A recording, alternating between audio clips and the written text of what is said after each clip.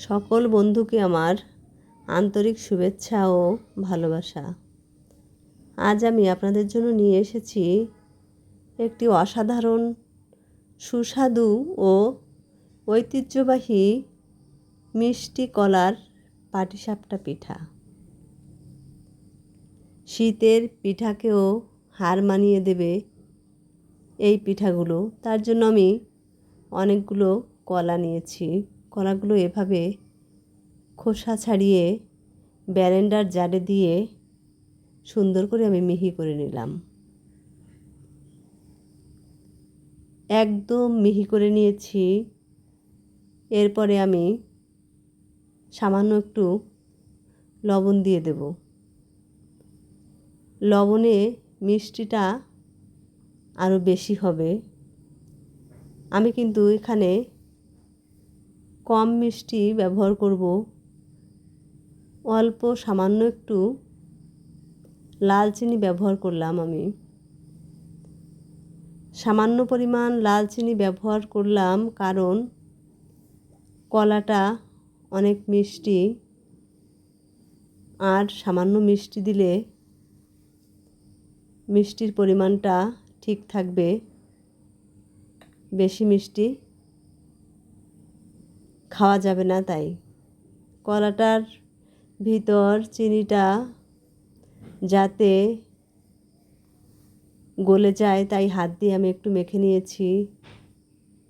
এখন চালের গুঁড়া দিয়ে এভাবে কলার সঙ্গে আস্তে আস্তে কলা আর চাউলের গুঁড়াটা মিশিয়ে নেব।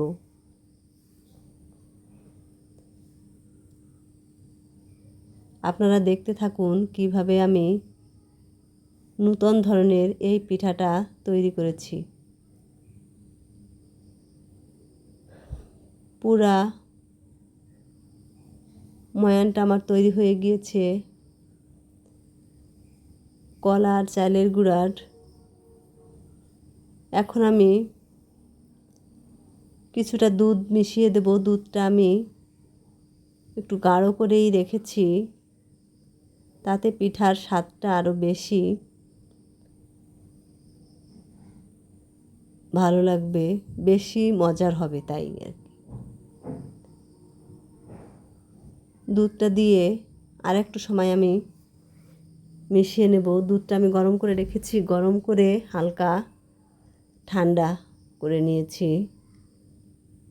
আমার হাতে যতটা গরম সহ্য হয় সেভাবেই দুধটা আমি এখানে পিঠার সঙ্গে মিশিয়ে নিলাম।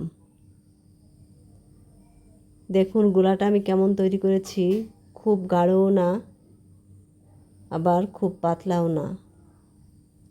এভাবেই তৈরি করতে হবে। বেশি পাতলা হলে কলা উঠবে না আর কি। কলার পিঠা তো, কলাটা তো নরম। আমি কিন্তু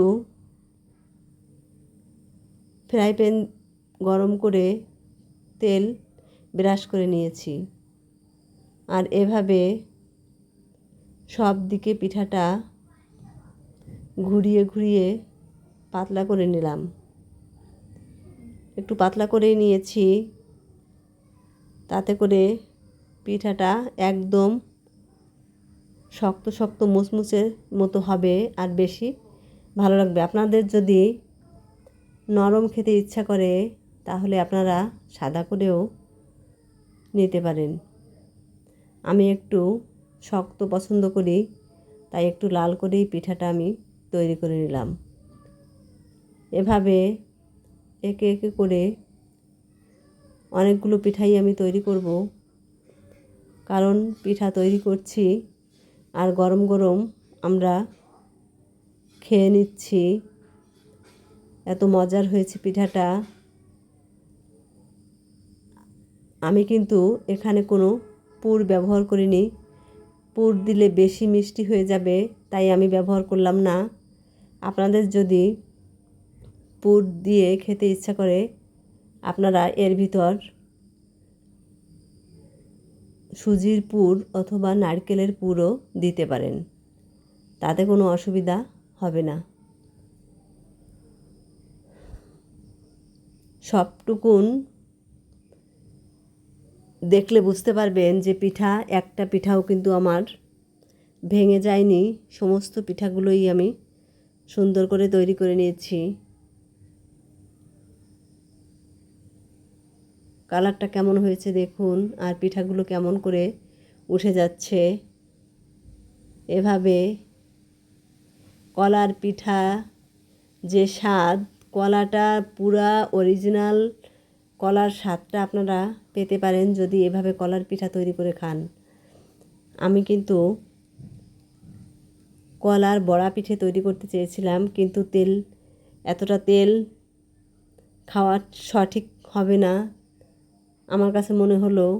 তাই আমি মত পরিবর্তন করে পাটিসাপটা পিঠেই তৈরি করে নিলাম। কারণ আমি তেল থেকে একটু সরে থাকি, তেলটা একটু অ্যাভয়েড করে চলি। আমার সমস্ত রান্নাই আপনারা কম তেলে পাবেন। ধন্যবাদ সকলকে, ভালো থাকবেন। এভাবে একবার পিঠা খেয়ে দেখবেন।